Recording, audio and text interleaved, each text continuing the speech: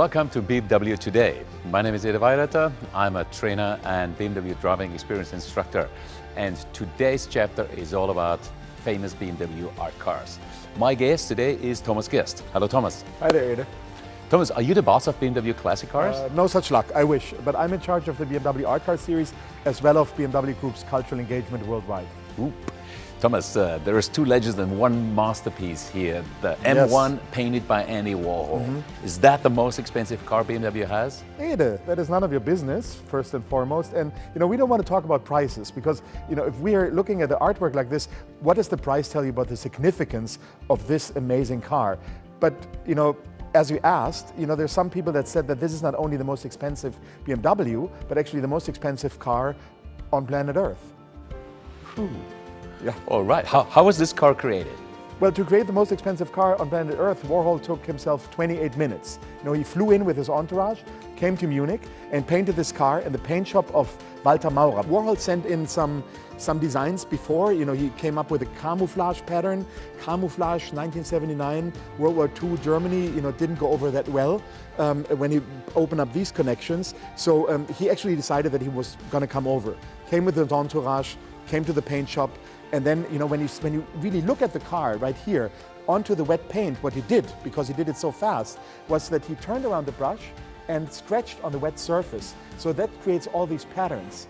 And as you know, this car is more than 500 horsepower, goes over 300 kilometers an hour. And Warhol actually said that he wants all these colors to blur when the car is racing by you during the greatest endurance race on the planet, the 24-hour race of Le Mans. Thomas, how does this come together, art and BMW racing? Yeah, this series didn't come into being because PR and marketing people were putting their heads together thinking, how can we introduce BMW to the arts? It actually happened on the racetrack. Hervé Poulain was passionate about racing, passionate about the arts, and Jochen Nerpasch, the founder of BMW Motorsports, they got to know each other, and Hervé Poulain actually asked him in 1975 whether he could join the BMW race team by having a BMW painted by the great painter Alexander Calder. And Jochen Nerpasch was crazy enough, if you allow me, to say yes to this idea, and ever since then the BMW art car series started to kick off. So this was also racing?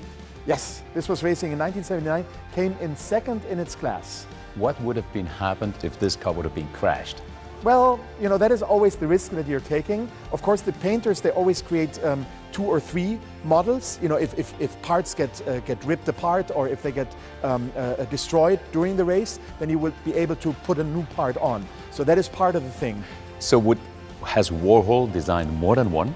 No, he just designed this car. That's it. These BMW art cars are so unique. That's what makes them so priceless, of course. And if you look at what Warhol did at the very end, when he was done, being a machine that he always wanted to be, but here being an actual painter, creating a painter on an industrial design object, he used his fingers and signed the car right here, Andy Warhol. When he was done in this paint shop outside of Munich, upon completion of the car. That is crazy. All of those BMW art cars are race cars. I wish I could say yes, but no. At the beginning, the trajectory, all these cars were racing in Le Mans with Jeff Koons, with Jenny Holzer, with Chow Fei, with John Baldessari. We went back into racing. But I believe in the 80s and also in the early 90s, BMW was branching out. It was becoming a hugely successful international company. And I believe that the markets were asked to provide their own BMW art cars, and those were regular series cars created by amazing artists such as the Ndebele tribal artist from South Africa, Esther Malangu, or the Aboriginal artist Michael Jagamara Nelson in Australia. Great additions to the BMW art car series, of which there are 19. You know them all. Unbelievable. Yes. Let's gonna have a quick Q&A session. There will be a test. All right, there it is. The BMW 3-liter CSL from Alexander Calder. Alexander Calder, amazing car, the first one. Without this car, there wouldn't be a BMW art car series, and his sculptures were always called mobiles. So that's what it is, a mobile car, a mobile artwork, a rolling sculpture. How about Frank Stella's same vehicle, 3-liter CSL? Frank Stella paid tribute to the engineers by putting this blueprint onto the car. Okay. Roy Lichtenstein. Roy Lichtenstein put a setting sun on the one side and a rising sun on the other side to pay homage to the 24-hour race of Le Mans. By the way, Frank Stella became a race driver after creating the car before Lichtenstein's. He knows it all. Andy Warhol, M1. Well, it's right here. We got it. Ernst Fuchs, he painted a 635 CSI. Next. Oh, you don't like that one. Not such a favorite. Robert Rauschenberg, also 635 CSI. Rauschenberg, also great artist. Yes, he put all these art historical references around this car, which he created in Captiva on an island in Florida. And he said when it was delivered to his studio, it was all white, and it felt like he was almost feeling so romantic about the car when it was delivered to his studio. An M3 of Nelson. But Michael Jagamara Nelson, amazing Aboriginal artist from Australia, and he put all these ancient symbols and figures onto the car, which is a great addition to have. Okay, then I got Ken Dunn, an M3. Ken Dunn, same thing, Australian artist, paying tribute to the colors of his country. Tatsukayama. Modern airbrush, ancient techniques, golden car, what's not to like? César Manrique. César Manrique, amazing colors, great design, good car. Penck, the Z1. Drumming and drinking and creating these Neanderthal stick figures on a red Z1, good car. Esther Maslango. Esther Maslango is the patron saint of South Africa, an amazing car to have in the edition. She's the first woman artist to ever tackle the subject matter. All right, Sandro Chia on the M3 GDR 92. Sandro Chia, a lot of faces on that car looking right back at you. David Hockney. David Hockney, one of the greatest artists alive right now, put a little dog in the back because he loved his dog so much and thought of the car while driving, through the landscape of California. Jenny Holzer. Jenny Holzer is our return to Le Mans. In 1999, we won Le Mans with that very car. Jenny Holzer put her amazing truisms on the car, like "What urge will save us, now that sex won't," and "Protect me from what I want." An amazing sentence to put onto a race car. That's crazy. Olaf Eliasson. Olaf Eliasson created a hydrogen car as an art car. It's a walk-in freezer with thousands of icicles hanging from this car. It's actually a car that breaks with the art car series anything that came before, but it actually continued after him. Jeff Koons, M3. Amazing design. He was delving into advertisements for racing in the 70s. You see it right here on the cover of that book. That is part of his car. Many people love it.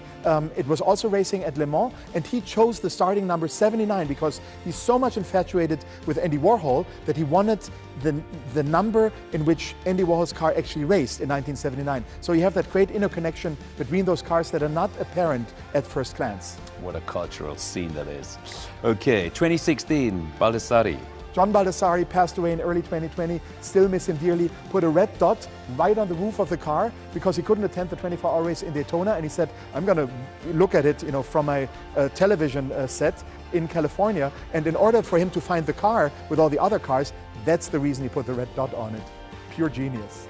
And the final one, Zhao Fei 2017 M6 GT. Well, Zhao Fei, amazing Chinese artist, third woman artist to tackle the series. What is great about her is, BMW is going from car manufacturer to mobility provider to a tech company. And we want, of course, to have that also be part of what it is that we do in culture. So Zhao Fei, it's not only the car, which was actually racing in Macau and was doing pretty good.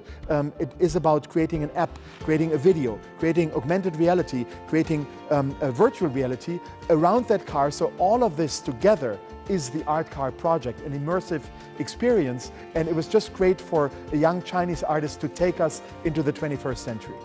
So the art is developing. Thomas, one question is, how do you guys choose the car and the artist? Well, the one great thing is that we don't have any say in who the artist will be. We leave that to the experts. That is, international museum directors, chief curators from around the world, from all continents, pick the artist. We, of course, pick the car. It's 2020. You've got 19 cars designed. Wouldn't be a good match to have a new art car right now? Art car number 20 in 2020, that would have been lovely, but it's not happening. But we are in the process, of course, to continue the series. Why wouldn't we? To our community, if you made them really hot now, and they want to see the cars, where are those cars on display? Well, the home of the BMW art cars is the BMW Museum. So there's at least one car on display all the time. Many of these cars are, of course, in high demand when it comes to shows by Warhol, by Koons, by Olafur Eliasson. Curators want to show them around the world in museums, and we, of course, want to loan those cars. They're kind of goodwill ambassadors for our brand, but also for this amazing thing that can happen when designers and artists work together on a car. So Thomas, which one is your favorite then? Well, I have 3 kids and they always ask me, who do you love the most, Daddy? And it would be the same with the BMW art cars. It's hard for me to pick, and I wouldn't be able to pick. Your Q&A kind of gave it away, which ones I'm more favorite and less favorite of. But if I had to go for one, I'd always go with Alexander Calder. It's the first one, the trajectory, the whole nucleus, everything started from there. Without that car by Alexander Calder from 1975, there wouldn't be any other. Thomas, you're a real professor about BMW art cars. And you can keep the book. Thank you very much. It was nice talking to you. Yes. And thanks for all the information. Thank you very much for watching BMW Today. BMW art cars, racing and arts comes together, explained in an easy and exciting way. That was very, very cool. If you like it, drop us some comments and likes down here and stay with us. There's more to come.